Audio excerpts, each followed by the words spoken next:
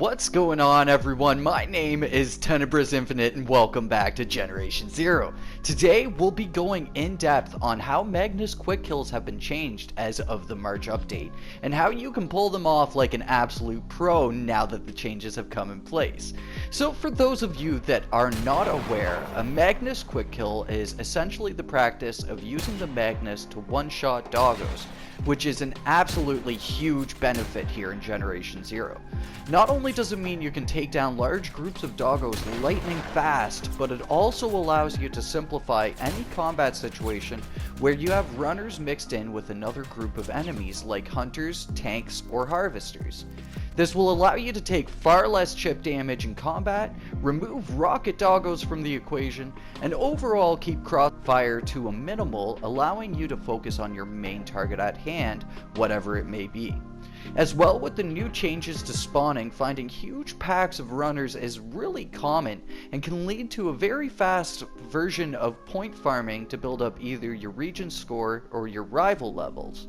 So, with the elevator pitch out of the way, let's talk about how you can pull off the new format of Magnus quick kills. Essentially, the biggest thing that's changed has been the toning down of auto aim when aiming down iron sights, which is an excellent change in my opinion. Auto aim really reduced what your individual player skill needed to be in order to pull off Magnus quick kills, and now without it, the game is much more skill reliant than just simply understanding an auto aim feature. It's also greatly increased the skill ceiling on techniques like this. Now, I always get the odd person laughing at me for using target ranges here in GZ, but seriously, I advise you all to come practice your Magnus quick kills at a place like the Skite Club over just jumping into combat, because it really allows for you to fine-tune your aim and ensure that more hits land than miss before you're in a live fire situation.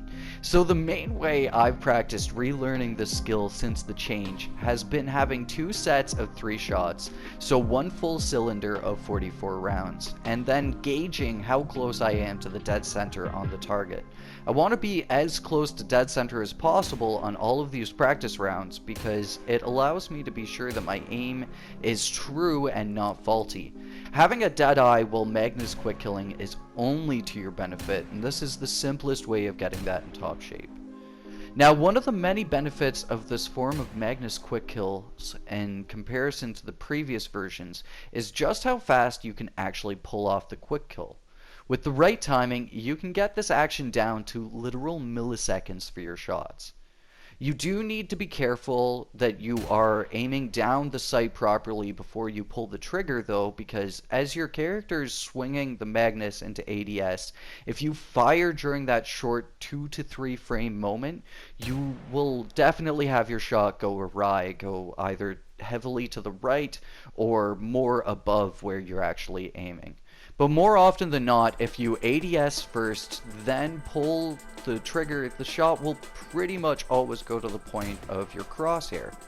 The second benefit of this is that without auto aim messing up your shot, you can now pull off these Magnus quick kills from a much longer distance. So you'll want to do these 3-shot tests on each of the individual 3 targets that you get here off at the Skite Club, because that will allow you to simulate further distances and, again, just allow you to practice your aim for that little red dot right in the middle of the target.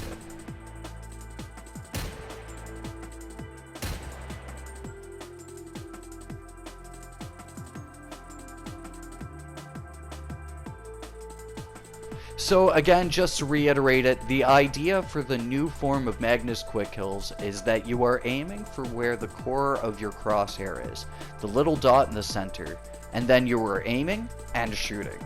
But this is coupled in with understanding runner behavior at the same time, as the Magnus quick kill is all designed around killing runners really quickly and efficiently. The little dips and the little shrugs that they'll make while fighting you, so that way you can kind of anticipate this runner behavior and hit their fuel cell, one-shotting them pretty much every single time. But with the new changes of difficulty levels, some things have actually really changed here with the Magnus quick kills. So now let's get into some of the semantics that have changed with the introductions of these difficulty levels. Basically, in adventure mode, you can one-shot each class of the runner very simply, and if you're just getting into the Magnus quick kills here and now, I'd highly advise practicing it on beginner, as there is so much more leeway for missed shots due to the lower damage potential of the machines individually.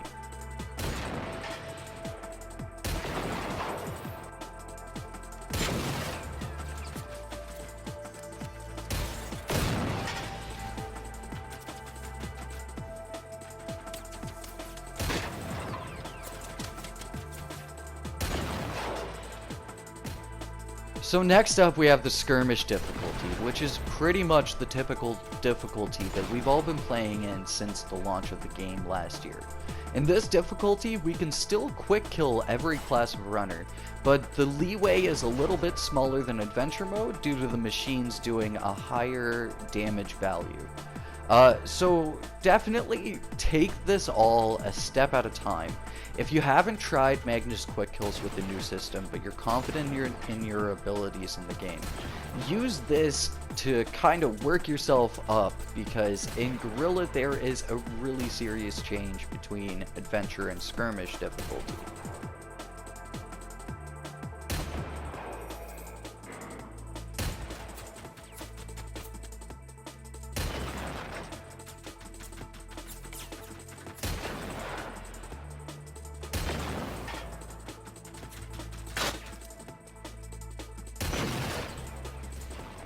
Now, finally, for Guerrilla difficulty, you can still quick kill the prototype and military runners with one bullet, but that's it, sadly.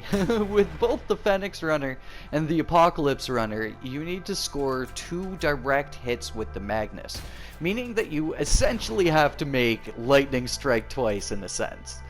It can be really tough actually lining up that first shot, so getting a second one in a relative amount of time can be easier said than done. Of course, 2-shotting runners is still really great in comparison to burning like 50 wasted rounds from a battle rifle, but take Guerrilla with a grain of salt that it isn't so much a quick kill anymore, more so just a faster than average kill. Of course, one thing as a pro tip is that the dogs will always stagger either right or left, so you can kind of start to anticipate its stagger, and you can essentially get both shots in a much more reliable time frame than what you're seeing here.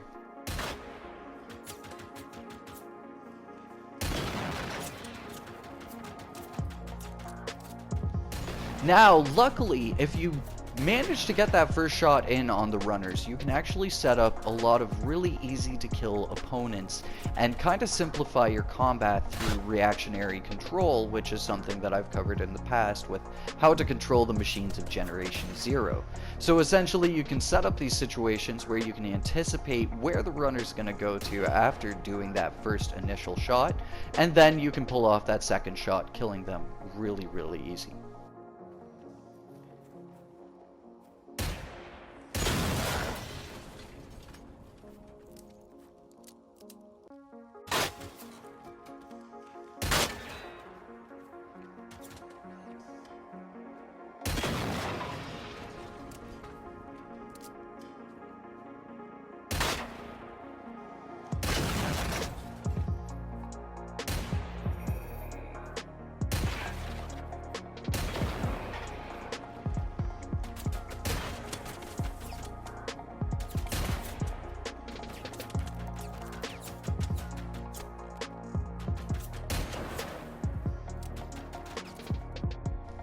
So there you dudes go. Magnus quick kills have changed absolutely drastically since the March update. They are far more balanced now actually, and require real player skill, which I think is a step in the right direction for GZ. I always feel the more power you give the players, the higher the skill cap needs to go per player, and this is no different. Now we have to make sure that it is our aim that's right instead of the snapping of the auto aim, which I think is just a much better improvement for GZ as a first person shooter video game. So hopefully this video can help you dudes out for getting your quick kills back in top shape for things moving forwards. Let me know if you've been using the quick kills since the latest update in the comments down below. But for now, I've been Tenebris, you've been awesome, and I'll catch you guys in the next one. Until then, peace.